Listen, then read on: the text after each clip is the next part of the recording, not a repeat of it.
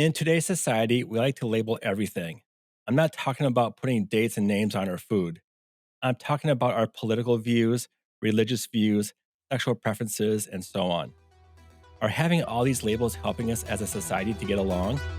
Let's discuss it after I hit this music. Joining me this week is Father Robert Schneider from the Diocese of Winona and Rochester. Father Schneider, thank you for coming on today. You're welcome. It's good to be here. So, right before Ash Wednesday, before we started the Lent, you had a very interesting sermon about labels, and I've been thinking about this topic for a while now, and I didn't know how to put it without offending people because it seems like I like, for instance, politics. I'm a Democrat, I'm a Republican, or as in religion, there's been wars over if you're a Jew, Christian, Catholic. Some people are saying Catholics aren't Christian anymore. There's just all these labels, and some people are proud to have them. Some people probably not. So you presented this topic very well in your sermon, and I want to have you give us your take if these labels are helping us or not. Well, I had to pull the sermon up again to remember just what it was I talked about, and it happened to be the parable of Jesus healing the lepers. And so I launched into the thing that Jesus never did stereotypes, but the people of his time and the people of our time tend to label people. And once we put a label on a person, then they don't count anymore. They don't matter. Their feelings don't matter. Their status doesn't matter. Their hopes and dreams don't matter. So in Jesus' time, we had a label for Jews or Gentiles. Gentiles didn't count. We had a label for healthy people or sick people. Sick people don't count. We had a label for males or females. Females don't count. Females didn't matter. Females weren't allowed to speak in public. And the topic of the day was lepers. And so if you had a skin disorder, it could be eczema, but they didn't know the difference, then you don't count, you don't matter. And Jesus never looked at labels. And so throughout the gospel passages, we see the tax collector. The person who was collecting taxes of the Romans was labeled as the worst crime against Jewish religion there could possibly be. Jesus didn't care. Here was a human being. He had hopes, he had dreams, he wanted to be loved, and Jesus saw right to that. And so he went through all those labels, and labels didn't matter to Jesus. Didn't matter if you were a Jew or Greek. Didn't matter if you're male or female. Didn't matter if you were committed adultery. None of that mattered. He wanted to see the person. And to kind of piggyback on that, when I teach confirmation, we start with Isaiah chapter 11, verses 2 and 3. The Spirit of the Lord shall rest upon him, a spirit of wisdom. And then I talk to the students, what is wisdom? Wisdom is looking past appearances and seeing inner qualities. Okay, we move to the modern time, and you put a bunch of labels out there: gay, straight, red, blue for politics, where you were born, your skin color, your religion, place of origin, language you speak. And once we put that label on there, then you don't matter. And I can treat you poorly, and I can pass laws against you, and I can spit on you, and I can make it impossible for you to be loved or accepted once I label you. But if you have the gift of wisdom, God's spirit within you, then your skin color doesn't matter. Your political preferences don't matter. Your gender identity doesn't matter. Here's a human being created in the image of God. And it's the unique in all of history. No other creature has ever been just like you. And the truly wise person, one without labels, says, I want to see that inner quality. I want to see that part of you that's created in the image of God. And I want to enjoy it and appreciate it and affirm it. So that kind of leads into the bullying thing, I think, in a way, because when we have a bully and a victim, we already labeled the both. Yeah.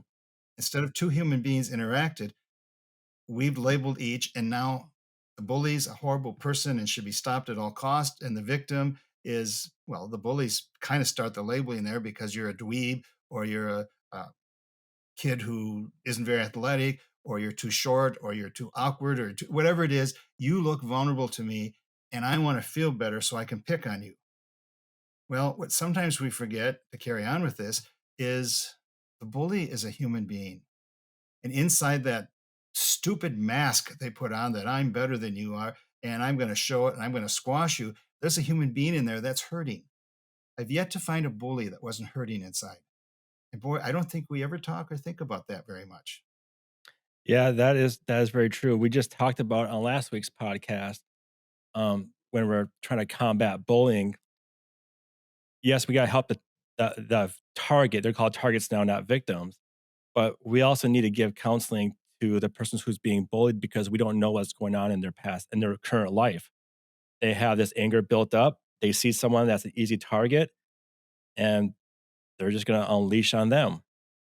And I think one of the issues we have right now with schools is not that schools are not trying to stop bullying, is that I think we lack the resources to help everybody out.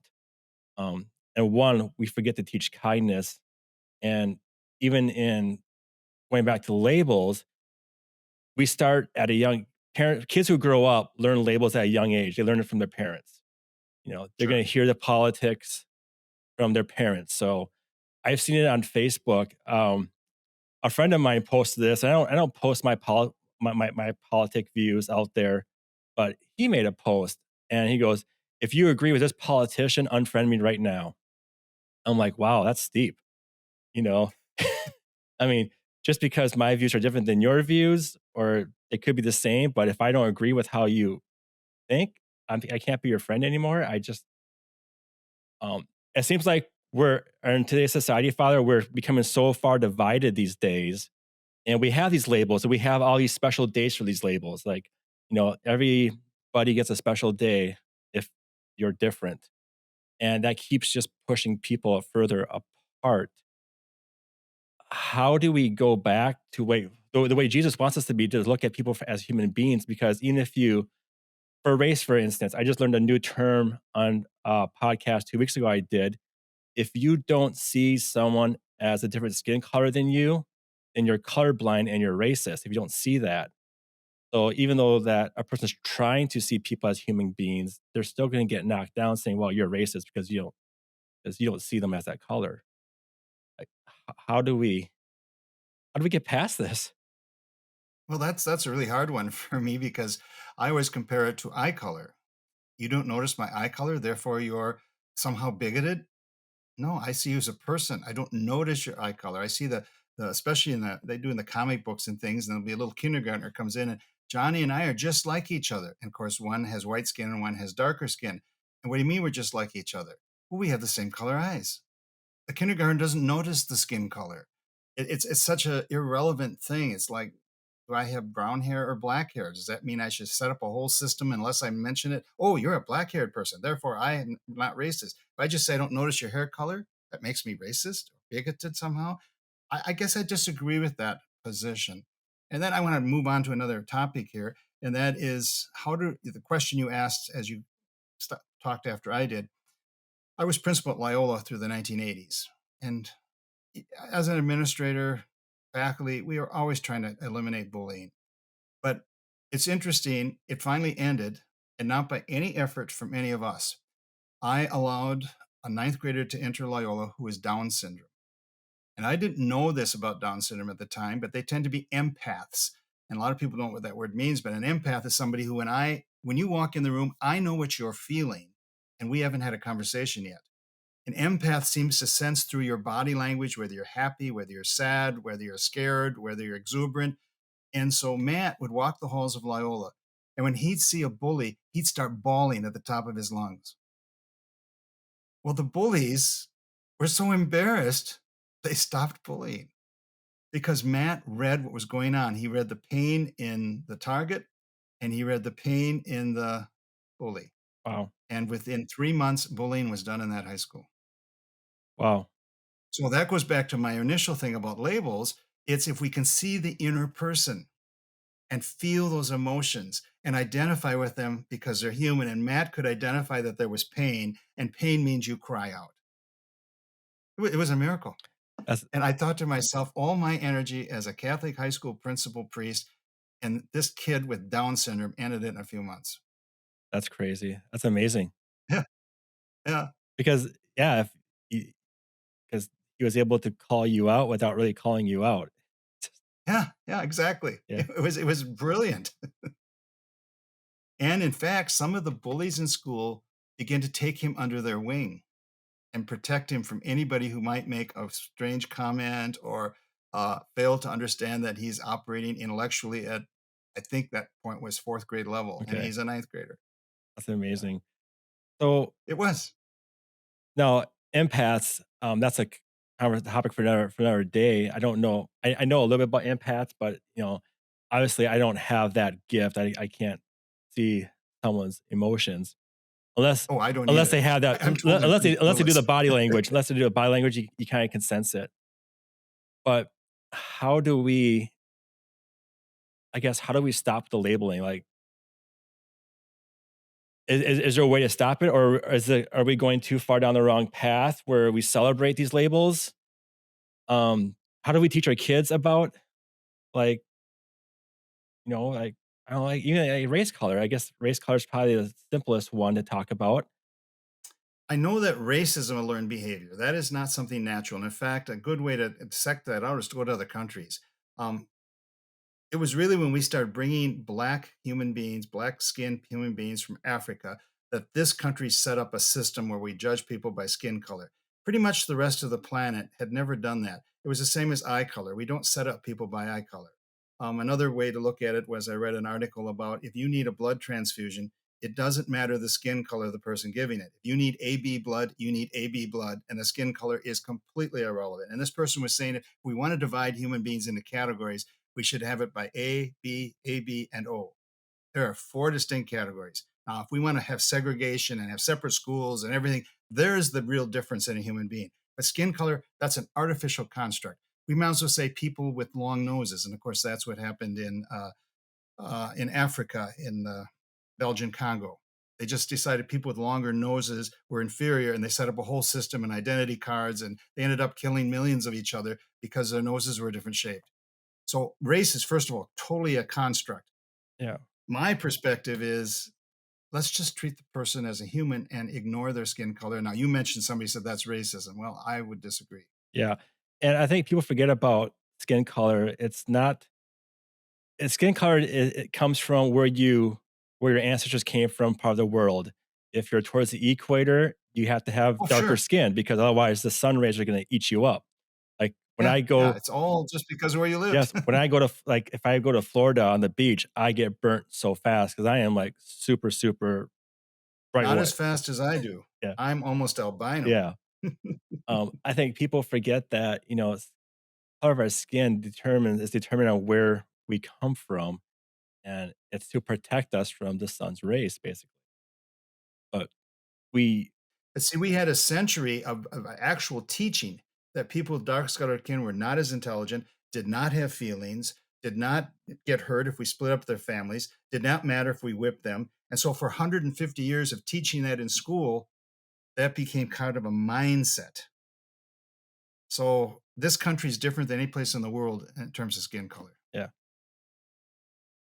Going back to working at the younger age with kids, is there a good way to start introducing kindness back in schools? Like, if you had to go back to Loyola and become a principal again, and because I feel like that's the key point we're missing is learning kindness. Um, Kids like to pick on kids because sometimes, they want a reaction from somebody else. They don't realize that they're hurting other people. Uh, I don't know, how do we teach Or I think more often it's because I look in the mirror and I'm not thrilled. So I pick a quality that I have that somebody is missing, and then I pick on them and put them down, and I feel better about who I am.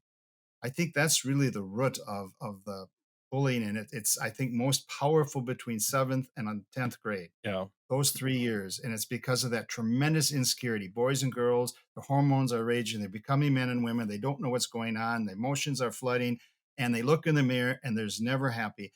And unfortunately, it seems to affect eighth, ninth, and 10th grade girls more. Oh, They are so sensitive about how they look and who said hello and who didn't say hello. And in that moment, if I can put somebody down who I consider more ugly or doesn't have the latest fashion or didn't do the greatest haircut, and I can put them down, I feel superior for a moment. And I remember I always walked with kids and says, "What a cheap way to feel better. yeah. That cause pain for another human being." So when your answer or your question about what do we do with schools, I think we address that head on and say, when you don't feel good about yourself, does it make sense then to hurt someone else? Instead, Let's look in the mirror and pick out your best qualities and say, well, here's what I can do. I can offer this to the world. I can make a difference. So kindness, I think, would flow from that. And that goes back to empathy. Kindness is you're walking down the street and here's somebody laying there bleeding. If you have any empathy at all, oh my gosh, I'm going to dial 911. I'm going to do something. But if you're lacking empathy, too bad. Yeah. They can die.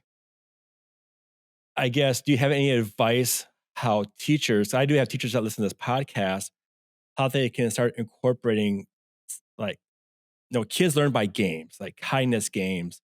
Um, any ideas that you might have, experience as an educator yourself on how we can incorporate kindness to kids at an early age and even at the high school level? If because this is a loaded question here too.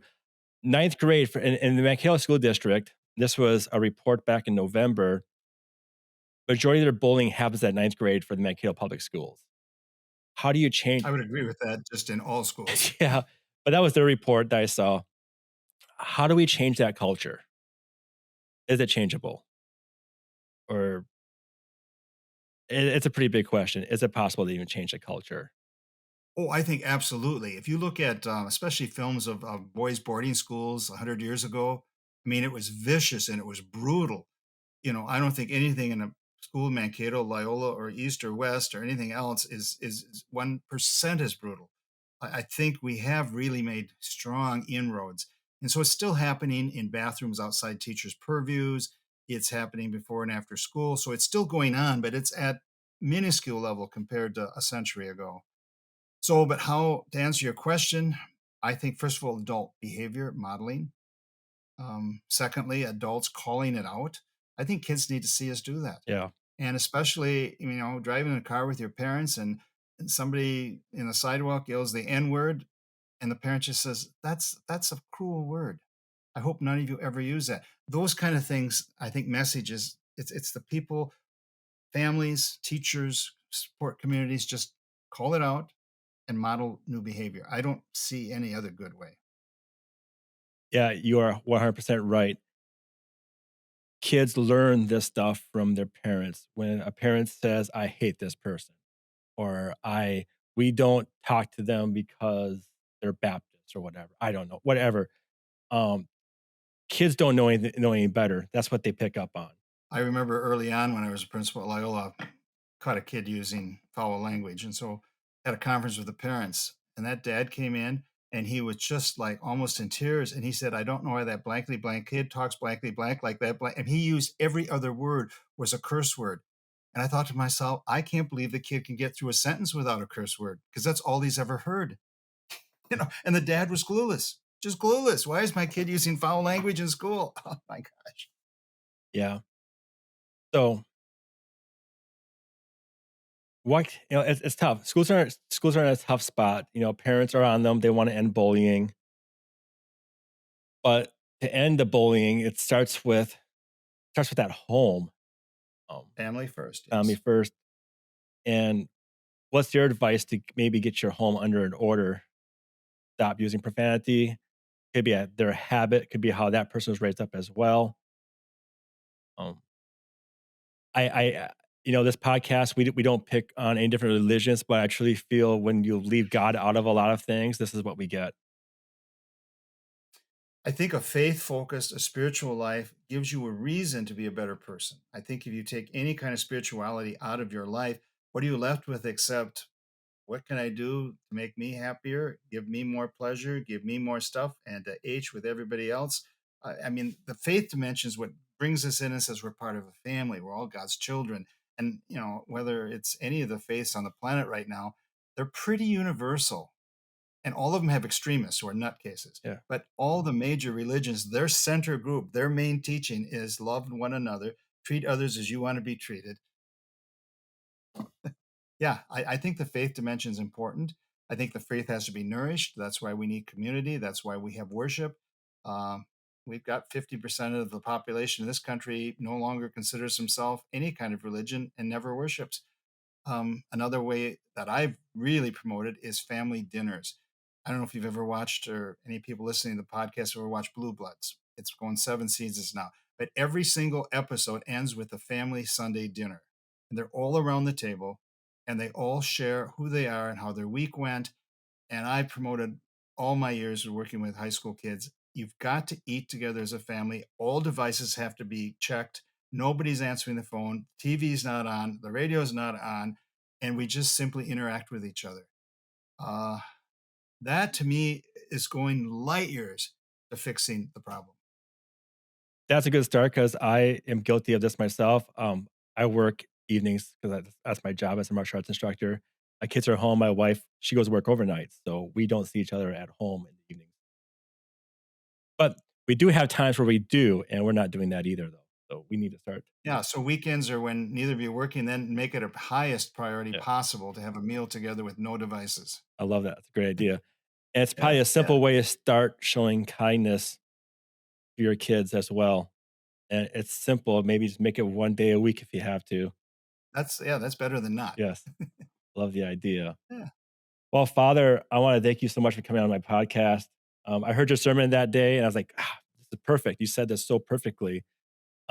When you label, when we start throwing labels on people, we are forgetting about the human behind that Yes. label, and we need to see past that label and just see people for who they are and what they can offer. I love it, Father. Okay. If people want to get a hold of you, I'm not sure how much you are on social media. How can they do that? Um, Social media is a little trickier. I was more involved before it became red and blue, and then the viciousness started coming out, and I thought my life's too short to accept all this vicious crap coming at me. So I would just say email, text. Text not so good. Well, Probably a phone call or an email. sure. What's your email address? It's FR because I'm a father, so FR Schneider, Schneider 51, the year I was born, at gmail.com. So Father Schneider 51 at gmail.com. Father, thanks again for coming on today. Very good. Thanks for doing what you're doing.